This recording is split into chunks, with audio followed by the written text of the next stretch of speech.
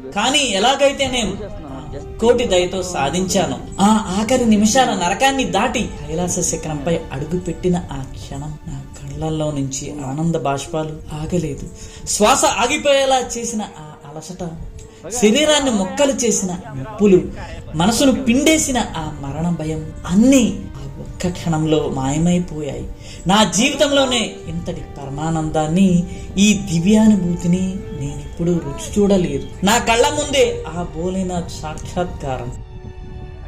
నా జీవిత ధ్యేయమైన పంచకైలాష్ మహాయాత్రల్లో మరో కఠినమైన 2వ అడుగు విజయవంతమైంది.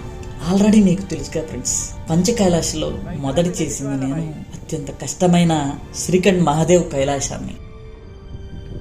ఓ శంకర, నన్ను నీ చెంతకు చేర్చుకుని నీ దర్శన భాగ్యాన్ని ప్రసాదించినందుకు కోట్లాది కృతజ్ఞతలు. హర హర మహాదేవ, శంభో శంకర.